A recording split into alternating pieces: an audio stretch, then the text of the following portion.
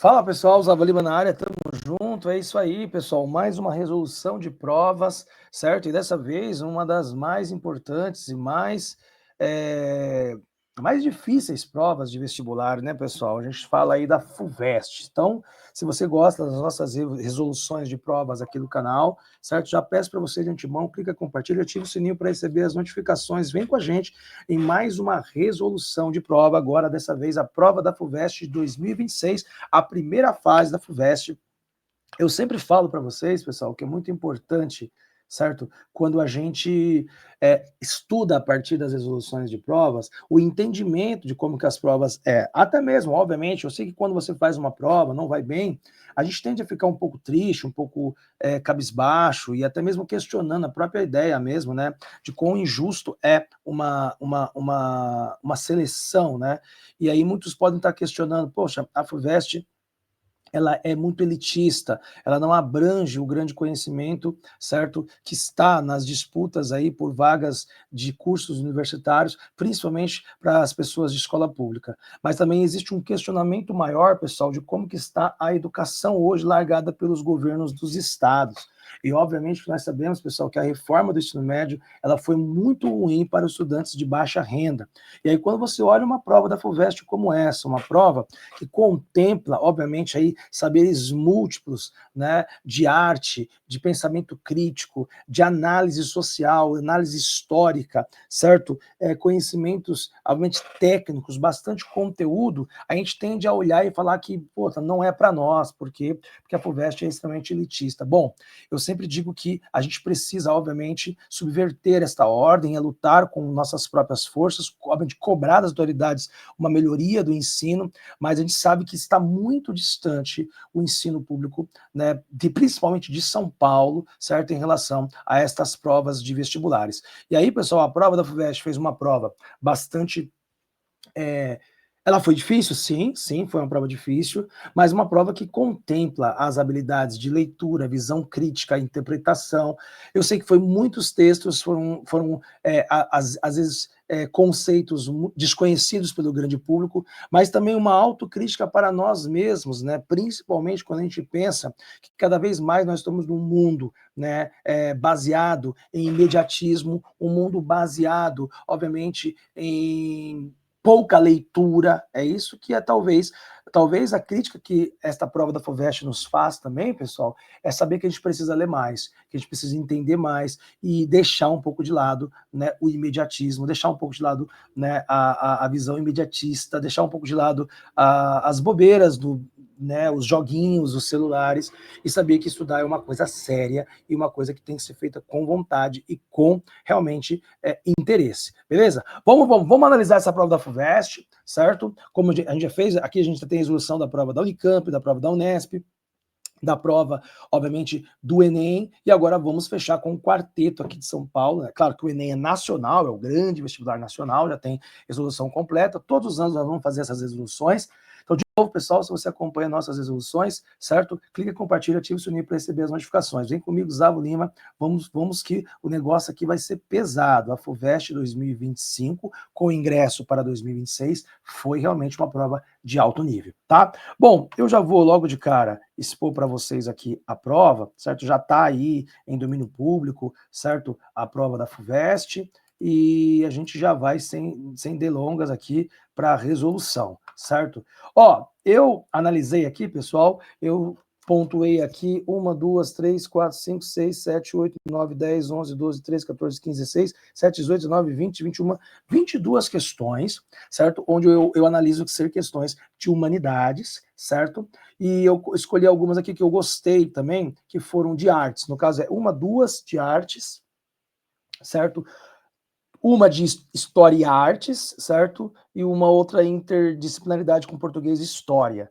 A prova exigiu muita interdisciplinaridade. Aliás, até a forma da distribuição das questões, pessoal. Olha só que loucura, né? Logo no comecinho da prova, você começa aqui com texto de interpretação português, aí depois o cara meter uma matemática com uma matemática aqui maluca, um log aqui, aí depois vem química, questões assim espalhadas, você não sabia se era uma disciplina ou se era outra, ou seja, tudo junto, misturado, a matemática aqui, ó, e aí depois vem, né, com a questão número 9, que é uma questão aqui de sociologia, depois uma questão de arte. Então, realmente, certo? A FUVEST pegou pesado nesta ideia, é uma nova proposta, a proposta dela, ela nem dividiu ciências da natureza, ciências humanas, ela foi direto colocando as questões. Eu que fiz aqui uma análise, eu vi que tem um grande bloco, pessoal, que nessa prova que eu analisei, que é a V1, a partir da 39 até a 56, é um grande bloco de questões de história, sociologia e filosofia, aí misturadas também com geografia ali, mas estava tudo meio esparziada. Por exemplo, essa questão número 9 aqui é uma questão de sociologia, que está aqui no comecinho da prova. Eu analisei se é uma questão de sociologia, certo? Vamos dar uma olhadinha nela, ó. Vamos analisar essa prova aqui, ó. Essa questão. Ó, a pergunta aqui embaixo, ó, é correto afirmar que em seus escritos sobre educação, Durkheim e Floresta convergem. Bom, Floresta talvez não seja uma autora muito conhecida, mas Durkheim é um autor muito conhecido, ele é um sociólogo. Então daria para identificar. E outra coisa, tem um assunto do Durkheim, pessoal, que é um assunto muito conhecido, que é justamente o processo de socialização, que se aprende justamente com a ideia da escola. E o Durkheim, ele diz que a escola, ela cria os aspectos da moralidade, da ética, da vivência em sociedade. Se conhecesse isso, aí seria um conteúdo, daria para responder a questão. Mas também daria para ir pela interpretação. Só que aí, pessoal, o que todo mundo reclamou dessa prova da FUVEST? Textos longos e densos, textos longos, densos e com conceitos complicados. Aí, realmente, deixou o nível da parada difícil. Vamos ver, ó. Em meados do século XIX, Nízia Floresta publicou no Brasil o Opúsculo Humanitário, uma ardente defesa da educação como meio para eliminar os obstáculos que impediam as mulheres de contribuir em condições de igualdade com os homens, com a sociedade brasileira.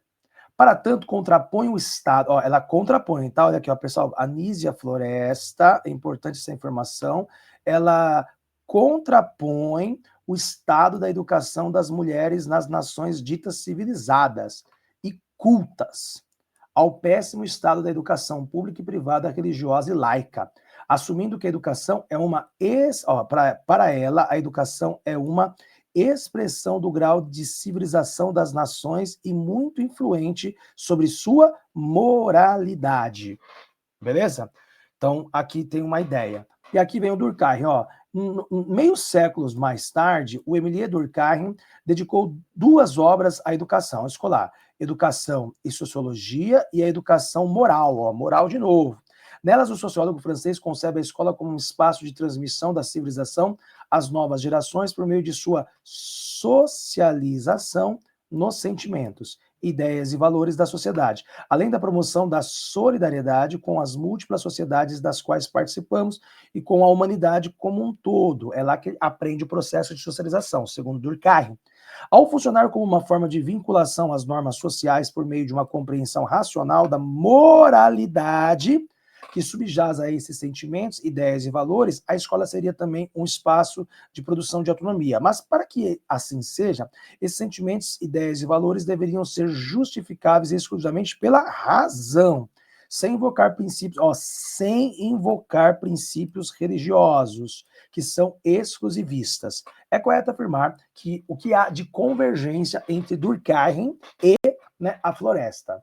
Bom, o que dá para perceber ao ler o texto, pessoal, é que eles convergem na ideia de ser uma escola laica, de que não segue preceitos religiosos, isso é importante, e que eles trabalham justamente com a ideia de que a escola cria esse processo de moralidade, de ética. Então tá. Diz, ambos reafirmar a importância de valores religiosos. Não, já está errado. Eles não estão reafirmando, eles não acham que a escola, eles não convergem na ideia de que a escola reafirma valores religiosos. Está errado. B. Conceber a educação das mulheres como manifestação de uma lei necessária no progresso das nações. Expressão do positivismo dos autores. Talvez o grande público não conhece a Floresta, mas o Durkheim o grande público deveria conhecer. E o Durkheim não é um positivista, certo, pessoal? Ele é um sociólogo antipositivista. C. Indicar a função da escola de integrar seus estudantes às normas e valores morais característicos de uma sociedade para permitir que com ela eles contribuam. Ó, tanto as mulheres começam a estudar e participar da escola, e tanto as sociedades como um todo, que a partir da escola criam seus valores morais, e isso vão gerando o processo de socialização. É esta a resposta C. Tá? A D diz, justificar uma educação escolar segregada de grupos menos integrados socialmente, como as mulheres. Então, mas a Floresta está testando que é necessário as mulheres serem acopladas à escola. Então, está errado com a Floresta. E aí diz, defender uma educação com caráter cívico e nacionalista, que afirme a superioridade da nação e promova as glórias da civilização nacional. Não, nenhum dos dois estão convergindo com isso. Então daria para eliminar essas alternativas pela interpretação e daria para ficar com a C se conhecesse um pouquinho de Durkheim. Pessoal, de novo, eu achei uma questão mediana, mas é FUVEST. E a FUVEST não é fácil, beleza? Então, essa questão de sociologia, estava aqui no comecinho da prova, ela trata com uma ideia de interpretação e análise de textos, tá? A 10, pessoal, eu escolhi aqui, eu sei que não é da minha área, mas daria para fazer também com sociologia. Eu pontuei que é uma questão de arte, obviamente, que é uma análise de uma arte, mas também é uma questão de sociologia. Deixa eu colocar aqui em cima, que isso aqui foi uma questão de sociologia, tá? O S de sociologia. E aí, ó, ele dá uma imagem, não sei se vocês conseguem ver aqui a imagem, olha só. A imagem é, ó, capoeira, Maria Auxiliadora da Silva, técnica mista sobre tela. Capoeira, beleza, certo? E aí a gente vem aqui, certo, de que essa obra está no acervo do MASP, né? Ela é uma obra de 1970 e está no acervo do MASP, beleza. MASP, pessoal, sabemos que é um grande museu de arte do Brasil, né? De São Paulo, principalmente, né? Mas muito conhecido, certo? Então, beleza, ó. Aqui tem um texto, que é um texto aqui do Oscar D'Ambrosio, que vai falar sobre a vida e a história da autora. Da artista e autora desta obra. Maria Auxiliadora nasceu em 24 de maio de 1935 em Campo Belo, Minas Gerais, numa família de 18 irmãos, geradas por Dona Maria, uma humilde bordadora, que acumulava ainda as funções de dona de casa, escultora e pintora. A Auxiliadora, ainda criança, mostra uma inclinação natural para atingir os fios que a mãe borda para fora. E com 11 anos já desenhava carvão, figuras nos muros. A absorta nessa atividade, esquecia muitas vezes de olhar as panelas do fogo e a comida da família queimava. Sem conhecer perspectiva ou claro escuro, bem dentro dos princípios dos artistas autodidatas, a Auxiliadora foi aprimorando sua arte e no fim dos anos 60, juntou-se com outros integrantes da família, como o escultor Vicente de Paula e o pintor João Cândido, ao grupo que girava em torno do músico, teatrólogo e poeta negro Solano Trindade, em Embu das Artes, em São Paulo. Olha que é uma cidade muito conhecida pelo seu artesanato, tá, pessoal?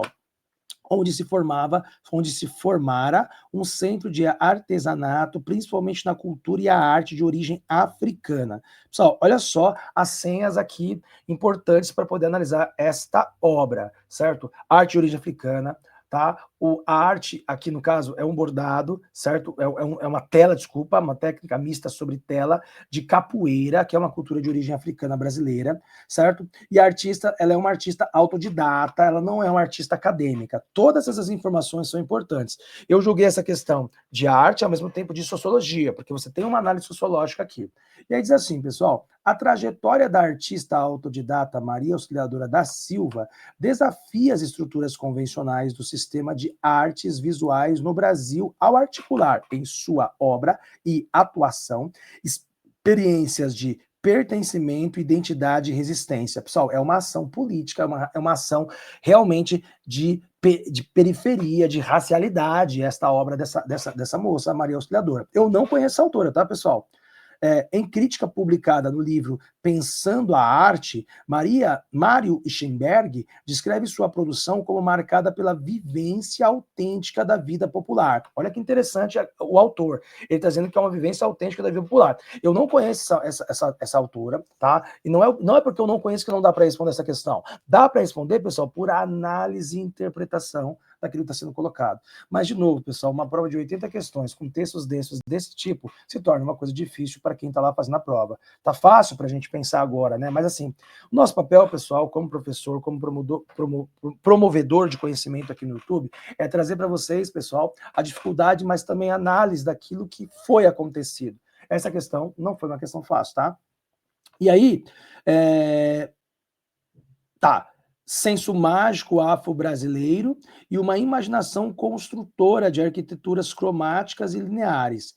Considerando a obra Capoeira, os comentários de Schemberg, o texto de Oscar Drambósio e os debates contemporâneos sobre a arte e a decolonialidade, é correto afirmar. Galera, eu achei essa questão extremamente difícil, alto nível, mas existe uma dica para respondê-la. Pessoal, se você sabia o que era decolonialidade, é um conceito em voga e importante que trabalha a ideia, né, a ideia de que nós temos que pensar o pensamento sobre a arte, não só sobre a arte, sobre a cultura, sobre a história das populações que foram colonizadas por europeus, e ela passa a pensar a sua história, a sua cultura por si próprio. Então, se conhecesse esse conceito, daria para pensar em uma alternativa que fosse em visão crítica à lógica da cultura europeia, eurocêntrica e assim vai. Assim, pessoal, vamos às análises das alternativas. A obra de Maria Auxiliadora é classificada como naife ou primitivista, por apresentar um vocabulário visual simples e espontâneo, característico de artistas sem formação acadêmica, o que justifica sua exclusão dos grandes circuitos institucionais da arte contemporânea.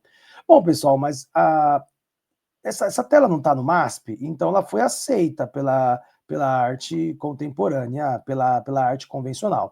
Mas ela era ingênua e primitivista? Sim, mas isso está de acordo com o pensamento decolonialista? Não. Então não se enquadra no que a pergunta quis como resposta, não se enquadra. Apenas descreveu uma visão, aliás, olhar a A é olhar a visão do europeu, certo?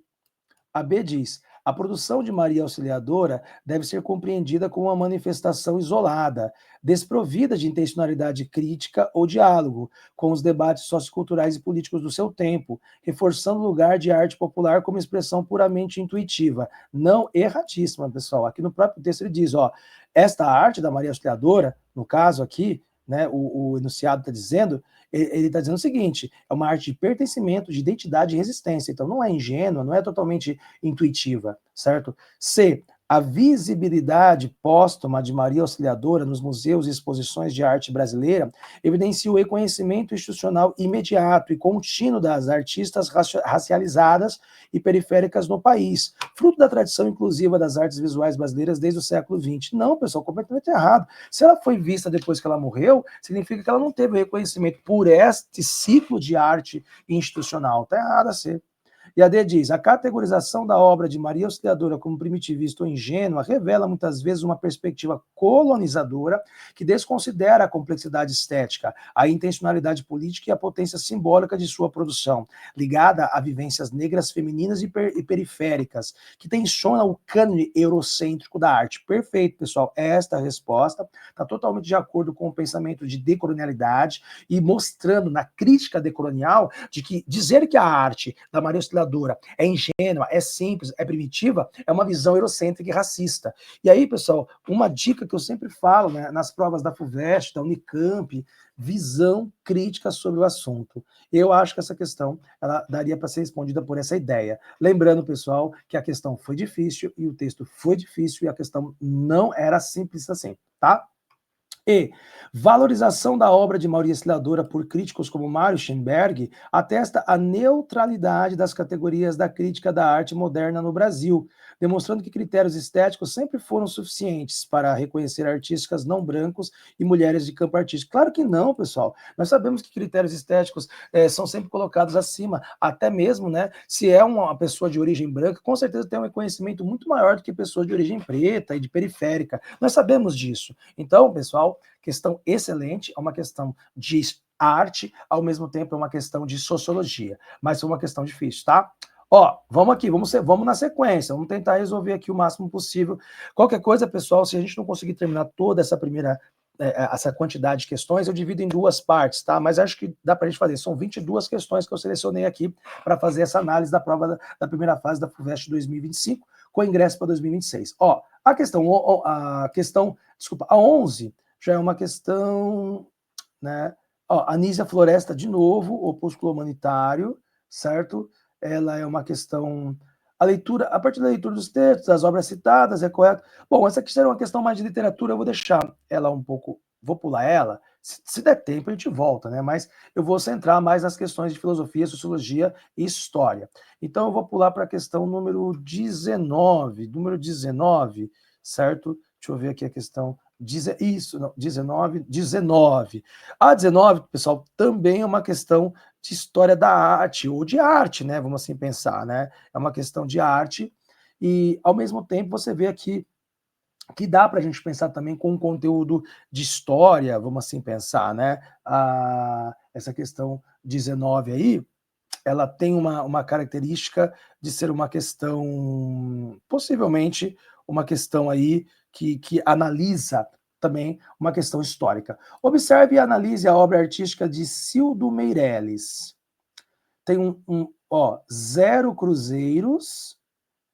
Reparem que tem um indígena aqui na imagem. Banco Central, zero cruzeiros, certo?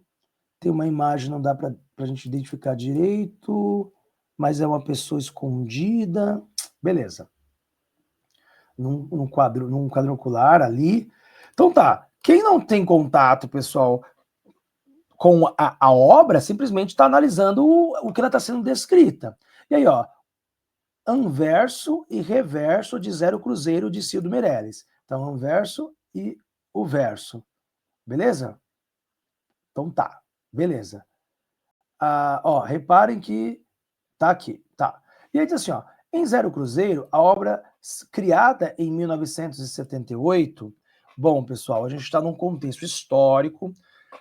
Era importante pensar o contexto histórico? Sim, porque é uma questão que deu uma data, né? Então, eu posso pensar que é uma questão de arte, sim, ao mesmo tempo que é uma questão de história, sim também. Então, há uma interdisciplinaridade. Então, eu vou pontuar que essa questão ela é arte e, ao mesmo tempo, história. O que está acontecendo no Brasil, pessoal, nos anos 70? A ditadura civil-militar, obviamente, que também a gente está pensando em 78, é o fim do AI-5, então pode ser que esteja no processo já de redemocratização, certo? Então, historicamente, pessoal, a gente sabe que essas cédulas do Brasil, né, a marca, né, a gente sempre teve, né, cruzeiro, cruzado,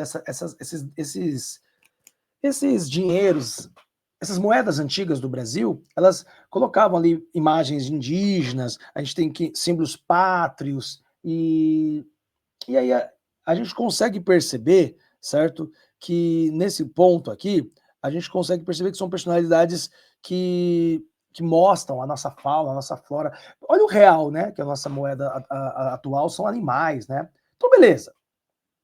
Cara, eu tenho que pensar como você fazer na prova, certo? Você conseguiu, observar que tem um indígena aqui tem um personagem com roupa atrás, numa espécie de quadrado, e vamos lá. Ó, a A diz, a assinatura reproduzida na nota é do presidente do Banco Central e confere um efeito oficial e realístico à nota de Zero Cruzeiro. Sim, sim, podemos pensar que sim, certo, pessoal? Nossa, que questão. Eu achei essa questão ruim, não gostei dela, não. B. A indicação do valor nominal sugere a estabilização econômica promovida pelas políticas públicas da época com a diminuição da inflação. Essa daqui você elimina por contexto histórico. Nós estamos aqui, pessoal, já em final dos anos 70, início dos anos 80, estava entrando numa crise econômica muito forte no Brasil. Então, daria para a gente pensar, essa aqui é uma questão relacionada com a história do Brasil, tá? Daria para a gente pensar que a gente estava entrando na recessão, então não seria essa a ideia. A assinatura reproduzida na nota da A do presidente do Banco Central e confere um efeito oficial e realístico à nota de 0 cruzeiro. Pode ser, mas será que é isso que ele quis dizer nessa obra? Vamos ver se tem uma alternativa melhor. Aí você diz, a ilustração empregada na composição subverte o culto dos heróis nacionais e introduz a presença de pessoas comuns e anônimas, com frequência desvalorizadas. Pessoal, lembra? Puta, é isso que eu falo para vocês, pessoal. A FUVEST vai numa visão crítica. Ela analisa criticamente. Eu disse isso nas minhas aulas, eu sempre falo que a análise crítica é muito importante para resolver questões do Enem da FUVEST. Olha, se você tivesse que escolher entre a resposta A, analisando uma obra de um artista, onde ele coloca 0 cruzeiro, não existe moeda de 0 cruzeiro, pessoal, e colocou um indígena aqui e uma pessoa simples aqui, certo? Lembrando que geralmente as moedas, até então, elas sempre exaltavam símbolos nacionais. E um indígena é um símbolo nacional, pessoal, para um período militar ainda? Não. Olha só a possibilidade de ser a resposta C. E a D, a obra sugere a indistinção entre a criação artística e a nota de dinheiro, uma vez que ambas têm valor de troca. Não, pessoal, isso aqui é uma obra artística. 0 cruzeiro não existe, não tem valor de troca alguma, é uma obra artística. E a imagem exalta a valorização de setores marginalizados que foram beneficiados com as políticas de inclusão social adotadas pelo regime militar. Bom, pessoal, o regime militar, né, adotando uma política de... Nossa, está horrível esta resposta E. Não tem nada a ver, não se relaciona. Pessoal, eu achei esta questão nível fácil, era uma interpretação de uma obra de arte, representando um contexto histórico. Eu gostei dessa questão, achei uma questão bacana, tá? Achei uma questão bacana, dá para você analisar o conceito histórico, e aí você eliminava alternativas para o conceito histórico, e você ficava com a alternativa certa pensando no contexto da obra. E você não fica com a A, porque a A não é só porque tem a assinatura do presidente do Banco Central que dá um grau de credibilidade para essa obra. Então a resposta é a C. Bom, tá? Então, a 19 é uma questão de arte com história. A questão 20 dá para a gente fazer, tá aqui, ó. Né? Vamos identificar. A pergunta é: o inserto extraído do texto publicado no início do século XX pelo peruano Manuel Gonçalves Prada, certo? Então, pessoal, o peruano Manuel Gonçalves Prada, certo? Talvez você não conheça o autor, não tem problema, mas a gente precisa ler o texto. Vamos ver. O indígena sofre menos sobre a república do que sob a dominação espanhola. Não existem mais corregimentos nem encomendas, mas persistem os trabalhos forçados e os recrutamentos. O sofrimento que ele provoca basta para descarregar sobre nós a execração dos seres humanos. Nós o conversamos na ignorância e na servidão, envelhecemos no quartel, o embrutecemos com álcool, o lançamos a destroçar-se nas guerras civis e de tempos em tempos organizamos caçadas e matanças. Nossa, pessoal, que texto pesado, né? Dizendo sobre nossos índios, certo? Como um projeto de destruição deles em todas as esferas, né? Então, esse inserto extraído do texto publicado no início do século XX pelo peruano, bom, pessoal, é uma questão de... Pode ser de história, também pode ser de sociologia, né? Podemos pensar que é uma questão de história e também de sociologia, certo? Porque está falando de uma sociedade específica, mas num tempo específico, mas né, não está remetendo à história, uma historicidade dos indígenas na América. E nós sabemos, pessoal, o quanto que os indígenas na América, principalmente no período colonial, foram usados como mão de obra barata, explorados, e obviamente né, foram embrutecidos pelo trabalho, pela escravização, e depois perderam todas as suas terras no processo da formação das repúblicas latino-americanas. Tudo isso está em pauta. E aí, pessoal, é uma interpretação, porque ele diz claramente aqui, ó, o inserto. Então, nesse caso, a resposta estaria numa boa habilidade de leitura.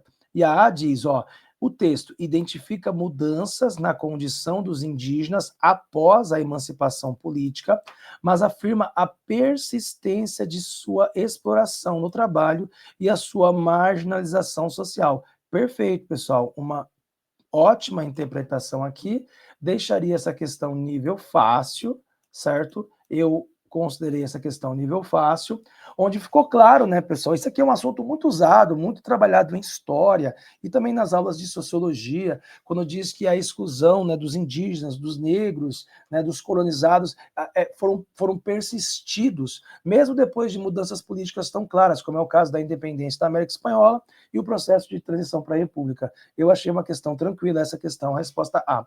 A B diz, valoriza a ativa participação dos indígenas no processo de emancipação política. Não, pelo contrário, está desclassificando os indígenas por completo.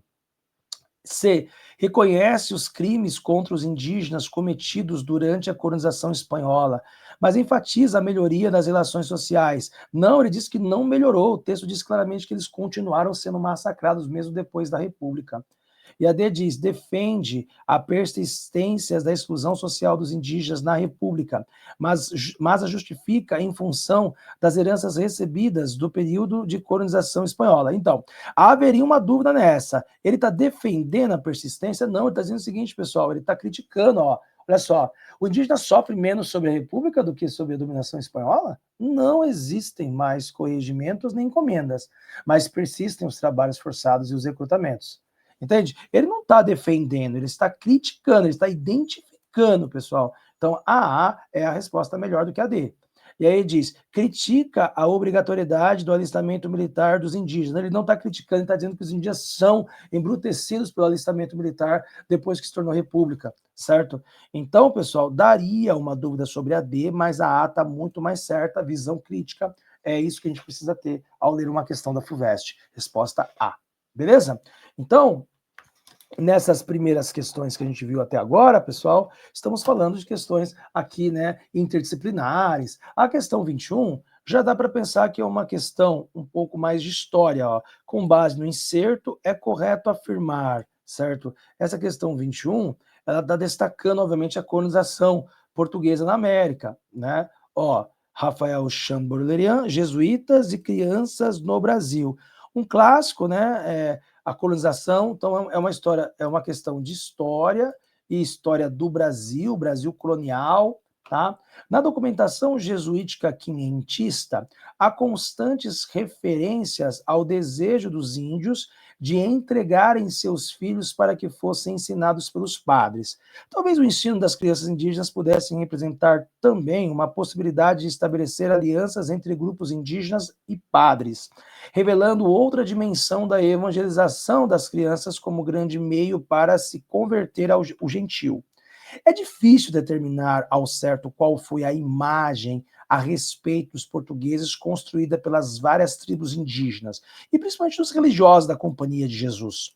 Mas a construção de alianças a partir das crianças, os índios dando seus filhos, pode ter constituído uma possibilidade frutífera de relacionamento para alguns grupos. Então, o texto destaca aqui, pessoal, claramente a relação entre, né, os indígenas e o processo de catequização deles feitos pelos jesuítas. Então, com base no texto, o que o texto está dizendo e o que nós também conhecemos sobre isso. Tá? A diz, a aliança entre grupos indígenas e padres implicava total submissão dos primeiros aos segundos. Pessoal, eu sempre falo isso em dicas de história. Alternativas deterministas, total, sempre, já eliminem, já desconfie. Tá? A B diz, a catequização das crianças significava uma estratégia de construção de relacionamento entre povos envolvidos na colonização portuguesa. Pessoal, está claro, é saber, meu. E, ó, tem questões difíceis na FUVEST? Tem, mas essa foi uma interpretação de nível fácil. Essa questão foi fácil, tá, pessoal? Está claramente a resposta B correta, de acordo com a boa leitura do texto. Não foi um texto longo, foi um texto curto, daria para identificar a B facilmente.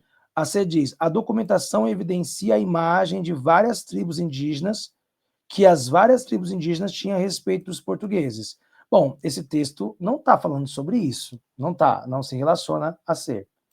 A D diz, as ações pedagógicas visavam preparar os indígenas para a administração colonial. De maneira alguma, eliminação total desta D, porque isso é uma alternativa absurda, não se relaciona. Jamais os indígenas trabalhariam na administração.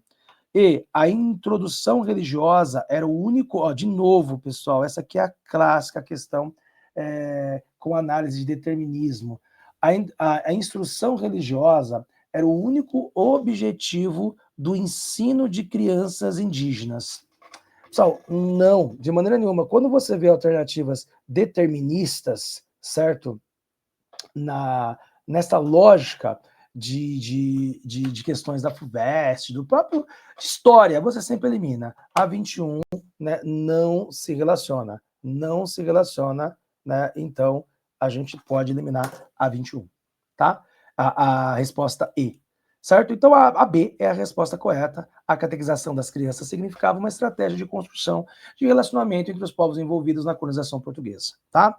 Vamos então, pessoal, à questão 22. A questão 22, ela está falando do marco temporal. Eu, ao identificar aqui, ela pode ser uma questão interdisciplinar entre sociologia e também entre geografia, porque está falando de território e tal. Então, mas essa charge, quando fala do marco temporal, nós estamos falando da exclusão dos indígenas e, obviamente, da obtenção dos seus territórios reconhecidos pela Constituição.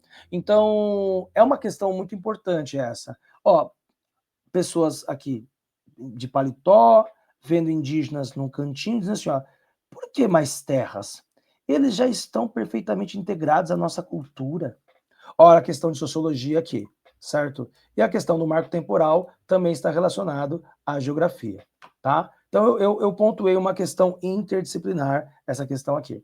Ó, em termos da integração entre recursos verbais e imagéticos na charge, é correto afirmar. Então, você também tem aqui, pessoal, uma terceira interdisciplinaridade, recursos verbais, português. Então, você tinha aqui um assunto de sociologia, você tem um assunto de geografia e também português. Eu achei essa questão bem legal, uma questão bem interdisciplinar, né? Então, esse cartoon retrata uma família, obviamente indígena, num espaço urbano, com seus utensílios aí, obviamente, típicos, e além do cocar, né, dessa identificação, a gente tem aí o casal que olha para ele e diz ali, né, nossa, mas eles estão integrados à sociedade, eles precisam de mais terras, então tem um recurso linguístico aqui. E aí a diz, ó, a representação imagética, que é a imagem, certo, dos indígenas como miseráveis, é hiperbólica, certo? Reforçando o sentido da pergunta, por que mais terras? O que evidencia uma atitude autoral favorável ao marco temporal, certo? Não, pelo contrário, pessoal, pelo contrário, esses caras estão questionando a ideia de que eles não são favoráveis ao marco temporal. Então, essa hiperbólica é exagerada.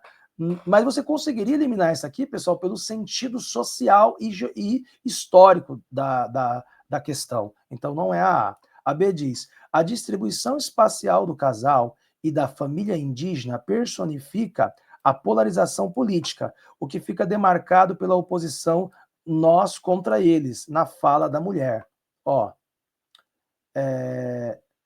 eles já estão perfeitamente integrados. Então, não, na questão aqui, o que ele quer dizer nesta ideia, ela está ironizando que eles não precisam de mais terra porque eles estão integrados, certo? Então, não é bem isso o que a B quer dizer com essa fala dela, certo? Ela está dizendo assim, ó, ela tá contra o marco temporal, porque ela acha, mano, eles não precisam, eles fazem parte da nossa sociedade, para que eles querem as terras deles? Então a B daria para ser eliminada. A C diz, a expressão mais terras, em contraste com o espaço ocupado pela família indígena, busca mostrar que já há soluções alternativas para a delimitação de terras para os povos originários no tecido urbano. Não, de maneira alguma. Pessoal, eles estão aqui numa cidade, certo? Eles estão aqui numa cidade, ó, olha aqui, ó, a demonstração que ele está com frio, olha a tensão nessa imagem, que isso, é horrível a alternativa C.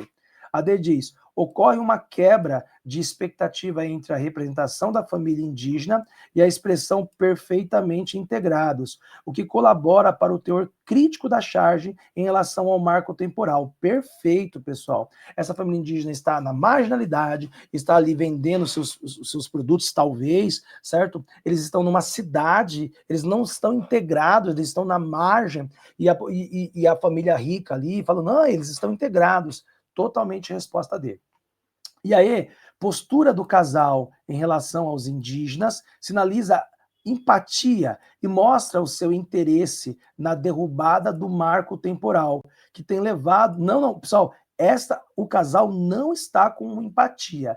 O casal está ironizando, está dizendo que eles não precisam de mais terras, pois já estão integrados. Está erradíssimo aí. Pessoal, essa aqui é uma questão extremamente interdisciplinar. Eu achei uma relação com, obviamente, a expressão linguística, a charge. É esse tipo de questão, pessoal, esse tipo de análise que os estudantes precisam ter. E a gente sabe que isso é difícil hoje em dia, pela nossa... Então, não dá para culpar só o sistema de ensino, a gente precisa também mudar a estrutura de como estudar, e a gente precisa também entender a importância da intelectualidade e do pensamento crítico, certo? Então, a questão 22, a resposta é D. Excelente questão, tá? Eu julguei, tá, pessoal, só para vocês saberem, uma questão mediana, certo? Quem não tivesse com um pouco de calma, talvez tivesse dificuldade, tá? Eu vou pular para a questão número 29, agora nós vemos uma questão 29, tem uma sequência de questões de geografia difíceis, com inglês, com textos difíceis, e a questão 29, certo? Ela é uma questão, tá? Também, ela pode ser uma questão, ela é uma questão interdisciplinar, certo? Ela é uma questão de história, mas ela também é uma questão de geografia, claramente, certo? E eu trouxe ela porque a gente falou bastante sobre essa ideia da COP, tá tendo a COP Belém, e aí caiu sobre essa questão que fala sobre o protocolo de Quioto, né? E a questão 29, ela retoma, né, as primeiras discussões das conferências das partes e que discutem sobre a emissão dos gases que estão destruindo o planeta. E é muito famosa, né, essa ideia do chamado Protocolo de Quioto, onde os países aderiram à ideia de que eles iriam assinar um tratado para poder emitir menos carbonos no espaço. A geografia discute esse assunto, a história também. O conceito de mercado de carbono foi formalizado a partir do Protocolo de Quioto de 1997 e foi impulsionado pelo Acordo de Paris de 2015. No Brasil, o mercado de créditos de carbono foi formalizado em dezembro de 2024. Indica a alternativa que explica corretamente a ideia central acerca dos créditos de carbono. Então, pessoal, o enunciado ele já apresenta, obviamente, o conceito de créditos de carbono, que na verdade aí são os mecanismos que integram aí, né, as políticas globais relacionadas ao Protocolo de Quioto e também ao Acordo de Paris. Então, em qualquer país, independentemente, tá, pessoal, independentemente do seu nível de industrialização, as empresas ou os projetos que reduzem, obviamente, as emissões de gases de efeito estufa podem gerar créditos de carbono. Então, é uma questão um pouco pontual, foi um pouco conteudista. Se soubesse o assunto, já iria direto para a resposta C, certo? Ó, créditos de carbono são obtidos por qualquer país, mesmo os mais industrializados, pela redução da emissão de CO2 e os seus equivalentes na atmosfera. Entende, pessoal? Então, o mecanismo aí é internacional e universal. Então, não é restrito a países pobres ou florestados.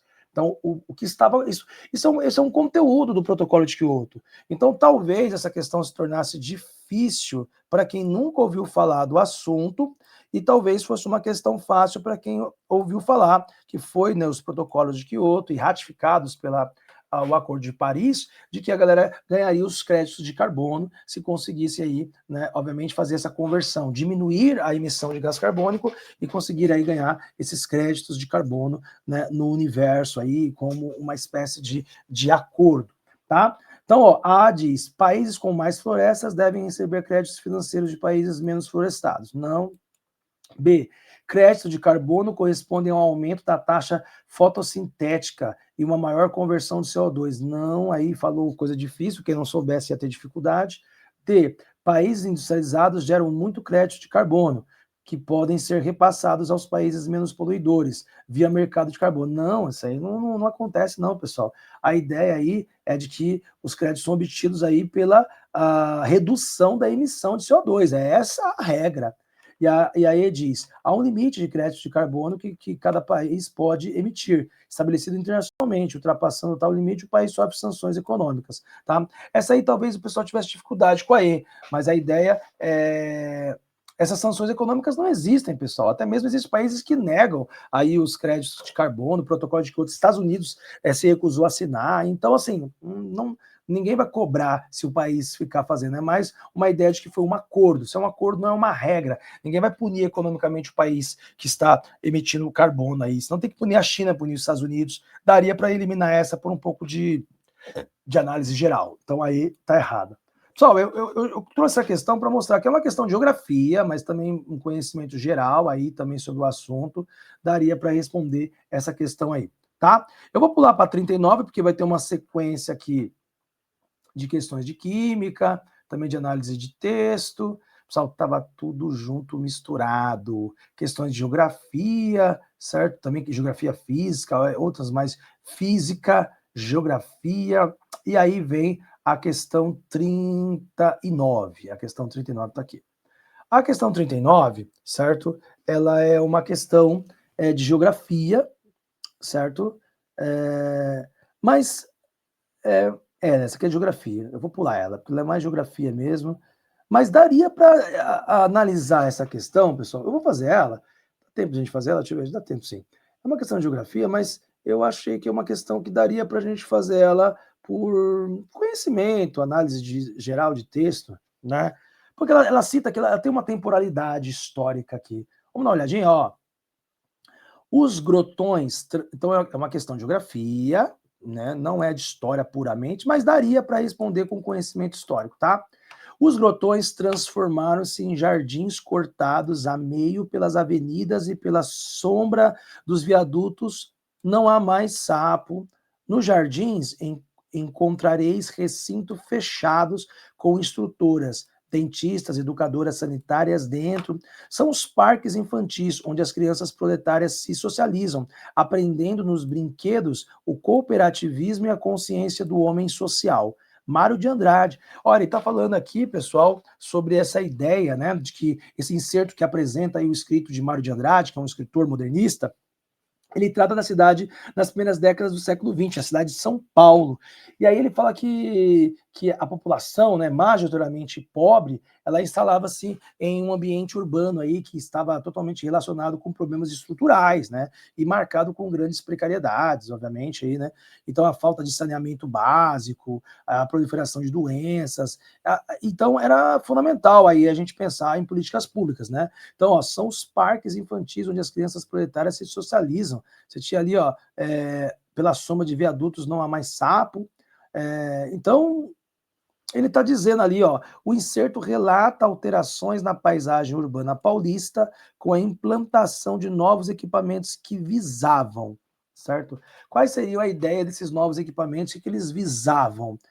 Diz, substituir o ambiente degradado e nocivo dos cortiços e vilas operárias por espaços públicos marcados pela flora da Mata Atlântica.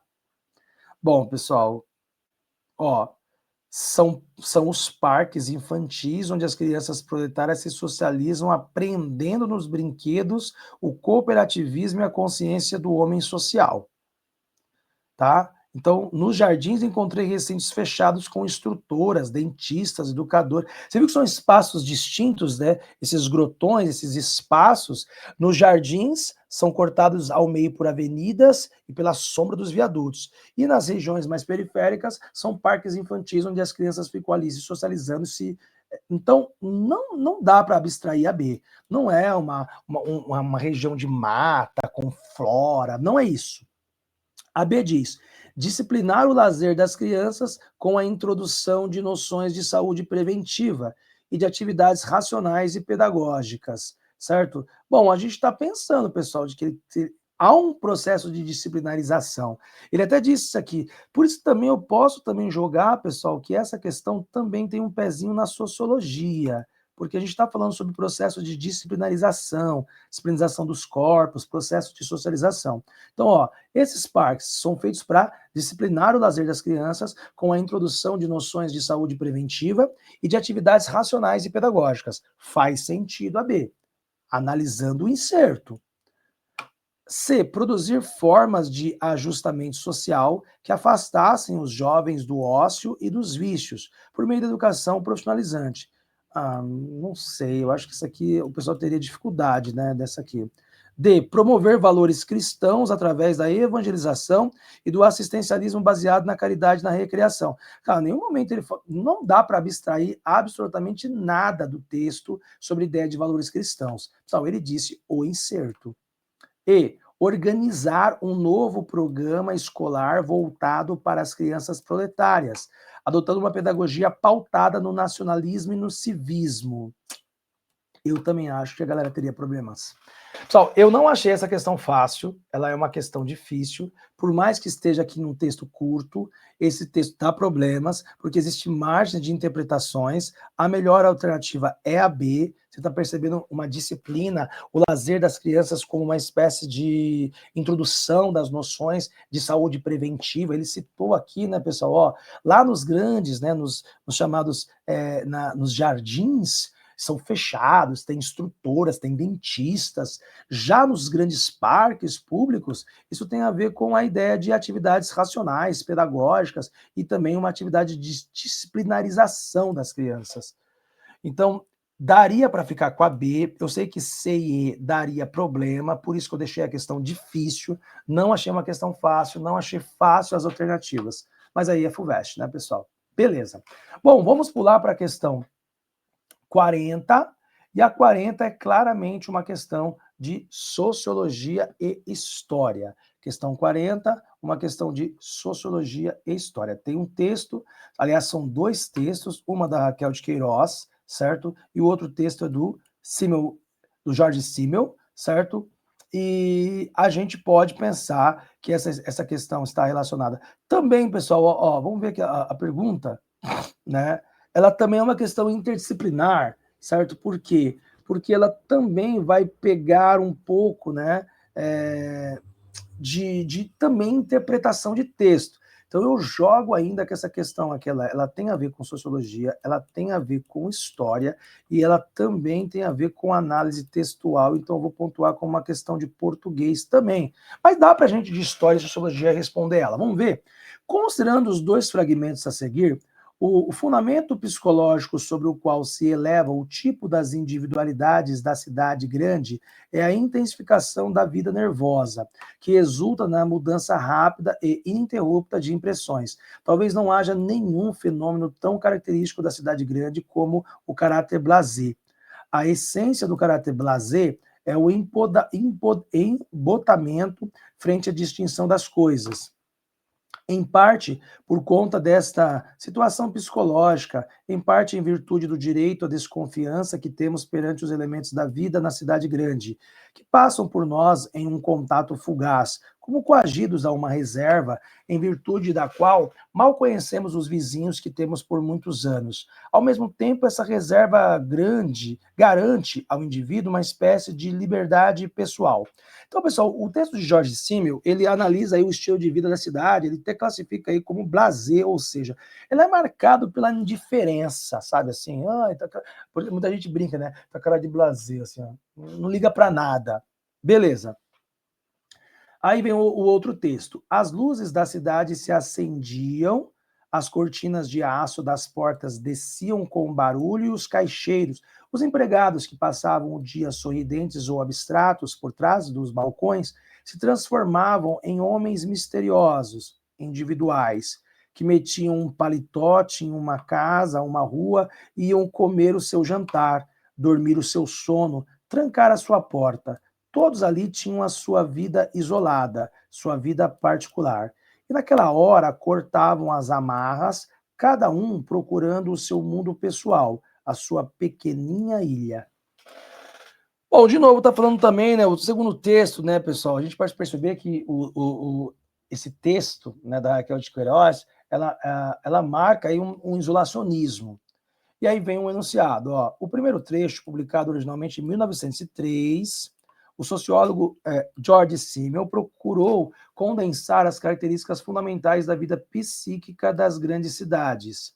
Já no segundo, com a Raquel de Queiroz, inicia o capítulo 7 de Caminhos de Pedras.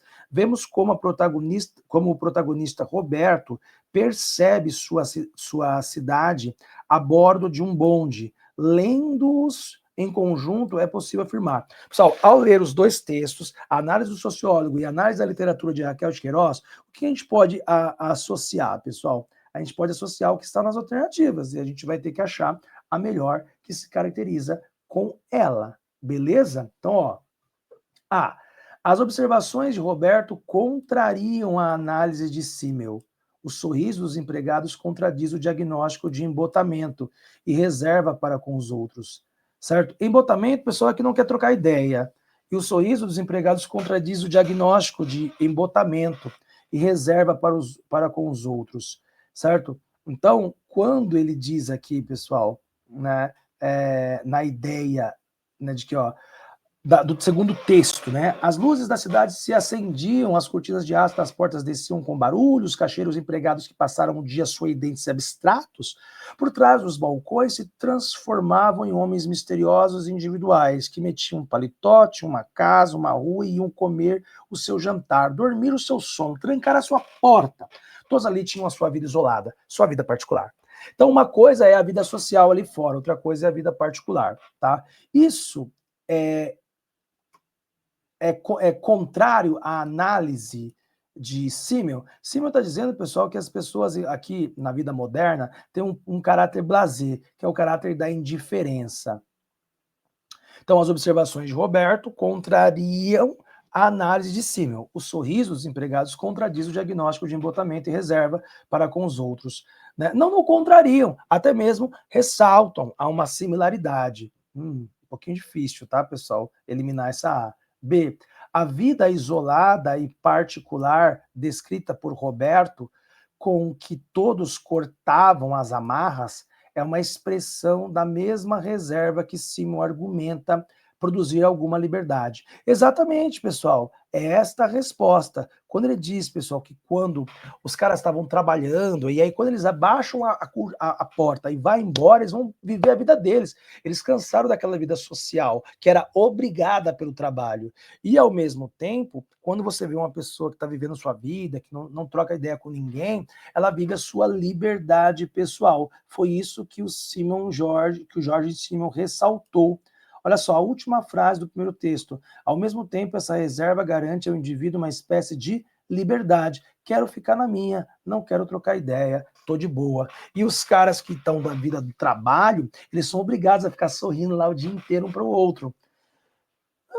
Sei lá, pessoal, não gostei muito dessa questão não, mas tem gente que vai achar ela difícil, tem gente que vai achar ela fácil, eu achei ela mediana e a resposta é a B. C. Ainda que haja semelhanças nas leituras, o modo abstrato com que os empregados passam seus dias não é um aspecto psíquico das grandes cidades. Não, é sim, é um aspecto psíquico, pessoal. É um aspecto. Ele está dizendo que não é um aspecto, certo? Mas da necessária desconfiança das atividades comerciais. Não, para você tá ali, estavam sorrindo porque a atividade comercial precisa sorrir. Isso é um aspecto psíquico. Então está errado a ser. A D diz: a vida doméstica e particular sobre a qual Roberto reflete contradiz o diagnóstico de intensificação da vida nervosa, sugerindo uma rotina de impressões repetidas e imutáveis. Talvez sim, mas a vida doméstica e particular sobre a qual Roberto reflete contradiz. Não é que contradiz, pessoal, afirma. No caso, se você entendeu que um texto se relaciona com o outro, a resposta B ficou clara. E aí a D fica errada, porque ela está contradizendo a B. E aí diz: o retrato da cidade em Caminho de Pedras confirma a análise de Simmel a afirmar que a individualidade e o embotamento frente à distinção das coisas são expressos no espaço privado dos lares dos empregados. O retrato da cidade em Caminho das Pedras confirma a análise de Simmel ao afirmar que a individualidade e o embotamento frente à distinção das coisas são expressos no espaço privado. Não, pessoal, no espaço privado, pessoal, ele disse que o isolamento é o mundo pessoal, então não é o mesmo mundo externo. O mundo pessoal é o isolamento, então é a minha vida privada, então não é o mesmo, certo? Então é diferente. A resposta E está errada. Pessoal, eu confesso que essa questão ela daria problema. É uma questão complicadinha. eu vou elevar essa questão para difícil. Ela não foi uma questão nem média, não. Porque as alternativas estão muito pareia. Imagina você ali na pressão da prova fazendo essa questão. Achei essa questão um pouquinho complicada, sim, tá? Questão, então, 40. Vamos agora para a questão 41. Questão 41. A questão 41, pessoal, eu pontuei aqui ser uma questão de sociologia, beleza? Ao afirmar que o carnaval é político, o texto objetiva. Aí, nesse caso, mesmo sendo uma questão de sociologia, ele traz um texto, e o texto é argumentativo, obviamente, ele objetiva defender aí, né, que o carnaval é político, porque, e aí, então, é uma questão totalmente de análise de texto, certo? Então, a resposta, ela vai estar de acordo com o que o texto está dizendo. Mas o problema é isso, né, pessoal? É um texto longo, né? É uma questão de sociologia, certo? O carnaval, para além de ser a mais importante manifestação cultural brasileira, é o exercício concreto e sensível de vários direitos conquistados e consagrados. Ele celebra o direito à cidade, à manifestação, à associação e o direito à liberdade de expressão, como testa pagã e sincrética, como festa pagã e sincrética, afirma o direito à liberdade religiosa sem ser proselitista. E proselitismo, pessoal, sem ser não quer converter ninguém. É isso que é essa ideia. Sem ser proselitista, é querer buscar a conversão do outro. E, como representação cultural, amplia o espaço cívico para combiná-lo com festividade, criatividade e liberdade artística e cultural. O carnaval, nas suas diversas facetas, é político. E essa característica não aparece somente nos debates promovidos através da festa, mas também pela possibilidade de desfrutar uma vida livre de censura de qualquer tipo por parte de pessoas de todas as regiões do país, em suas mais distintas realidades. Ocupar as ruas é um ato político. O lazer e a folia em espaço público, o exercício do direito à fruição e de produzir e consumir conteúdos culturais diversos também são. É ainda mais relevante o ato de externalizar e amplificar histórias, memórias e narrativas sobre grupos historicamente silenciados no país, como as populações negra, indígena e de tantas outras comunidades tradicionais. A manifestação política através de brincadeiras, danças, marchinhas, cantos e fantasias é das formas mais sublimes de expressão da aliança entre luta social, cultura e expressão estética. E a possibilidade que brasileiras e brasileiros encontram de, lutando por meio da arte, fazer ecoar uma voz esquecida no cotidiano. Beleza? Então, pessoal, é um texto claramente aqui, né, descritivo, tem uma análise, obviamente, né, é um texto argumentativo, na verdade, porque ele está defendendo uma tese, a tese de que o carnaval é político. Então, esse texto objetiva a ressaltar a necessidade da festa popular para que os brasileiros e brasileiras possam ter algum momento de lazer. Não só. B, valorizar a ocupação do espaço público, resistindo contra aqueles que não são favoráveis à folia. Não, ele não é proselitista, ele não quer converter todo mundo a fazer aquilo que eles estão fazendo, certo? C, criticar os vários direitos adquiridos pelas classes mais silenciadas na sociedade e a sua luta social. Pelo contrário, ele não quer criticar, ele quer exaltar esse direito. D, defender posicionamentos e direitos por meio de formas de expressões culturais e artísticas. Exatamente. O texto está defendendo que o carnaval é um direito político, é um direito de posicionamento. E aí diz refletir, do ponto de vista sócio-histórico, sobre o consumo, que acentua as diferenças culturais e religiosas. Nada a ver, pessoal. Não falou nada com nada aí. Então é uma questão aqui, eu achei a dificuldade desta questão estaria em ler esse longo texto. E talvez você, naquele cansaço seu ali da prova, você teria problema, mas eu não achei essa questão difícil. Tá? Quando é difícil, eu pontuo que é difícil, pessoal. Eu não achei essa questão difícil. Questão 42. Vamos lá, que agora está engatando uma sequência, né, de questões de história, sociologia e também de filosofia. A questão 42. 42, 1, 2, 3, 4, 5, 6, 7, 8, 9, 10, 11, 12. Bom, eu acho, pessoal, deixa eu dar uma olhadinha aqui se a gente está a gente vai entrar na questão 42, e eu já deu 1 hora, né, desta primeira análise. Eu acho melhor, né, já que a gente são bastante questões, né, eu parei na questão 42, eu pontuei 22 questões. Então, até agora, nós vimos até a questão 41, eu vou ver da 42 até a 56, certo? Então, eu acho melhor, para não ficar muito longa, né, ficar 2 horas essa nossa análise da prova da FUVEST, eu vou deixar, então, como parte 1 essa análise da FUVEST. Então, análise da FUVEST de 2025 a 2026, parte 1, e nós vimos determinadas questões. Eu vou continuar depois numa parte 2, certo? Da análise da FUVEST, parte 2. E aí a gente analisa mais uma sequência de questões aí. Tudo bem? Porque fica melhor, porque já deu 1 hora dessa análise primeira, tá? Questões da FUVEST de alto nível, questão da FUVEST com graus de complexidade. Então, vou separar em dois vídeos, porque aí vocês, né, vejam lá na descrição do vídeo, vai estar marcado quais foram as questões que eu analisei, e aí, da prova V1 e tudo mais. Então, vocês podem ter essa maleabilidade. Para não ficar 2 horas longas, né? Eu sei que quem está estudando para um concurso e está estudando, vê aos poucos, passa, acelera, vê as principais partes. Mas eu vou fazer uma parte 2. Então, nesse ponto, pessoal, se você gostou dessa primeira parte da análise da prova da FUVEST de 2025 com ingresso para 2026, clique e compartilha. Ative o sininho para receber as notificações. Vem comigo, Zavo Lima. É aula de História, de Sociologia, é aula de Interdisciplinaridade. Tamo junto. Até a próxima resolução. Valeu. Tchau, tchau.